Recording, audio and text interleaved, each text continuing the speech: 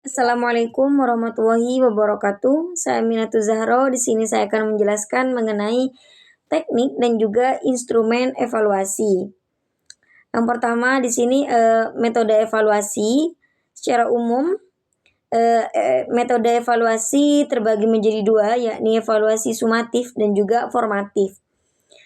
Evaluasi formatif di sini bertujuan memberikan feedback sepanjang pelaksanaan proses pembelajaran sehingga dapat memfasilitasi guru serta siswa melaksanakan perbaikan sebelum proses belajar. Sementara evaluasi sumatif di sini bertujuan untuk melakukan pengukuran capaian siswa pasca pembelajaran selesai, biasanya dalam bentuk ujian akhir dan juga sebagainya.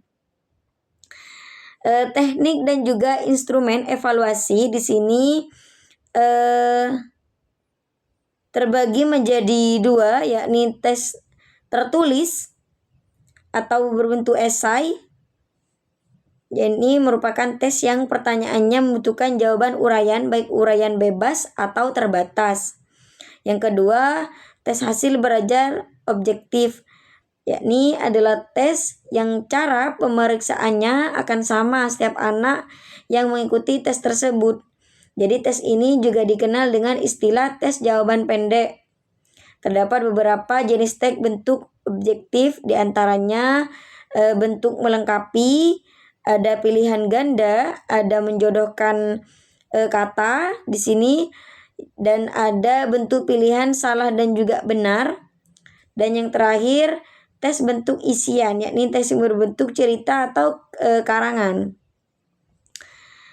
Di sini ada tes tindakan, di mana tes yang menuntut jawaban peserta didik dalam bentuk perilaku, tindakan, atau perbuatan di bawah pengawasan penguji yang akan mengobservasi penampilannya dan juga membuat keputusan tentang kualitas hasil belajar yang ditampilkannya.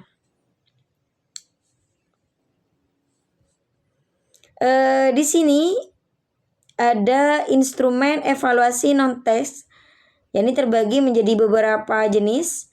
Yang pertama ada daftar cek, yang kedua skala rentang, yang ketiga ada penilaian sikap, dan yang keempat penilaian proyek, yang kelima penilaian produk, dan yang keenam penilaian portofolio, yang ketujuh sekaligus terakhir yakni penilaian diri.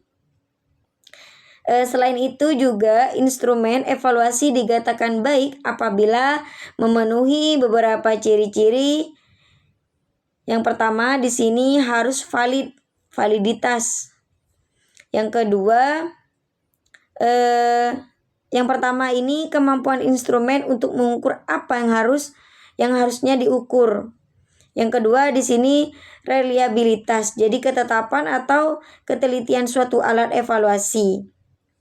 Artinya suatu tes atau instrumen dapat dikatakan reliable apabila tes tersebut dapat dipercaya, produktif, dan juga konsisten atau stabil.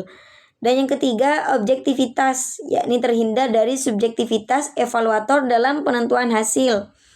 Yang keempat praktikabilitas, yakni praktis, mudah dilaksanakan dan juga tidak menuntut banyak peralatan. Yang kelima ekonomis atau tidak membutuhkan biaya yang mahal, tenaga yang banyak, dan juga waktu yang lama. Yang keenam di sini taraf kesukaran yang tidak terlalu murah. Di sini taraf kesukaran yang tidak terlalu mudah dan juga tidak terlalu rumit. Jadi tidak menyulitkan.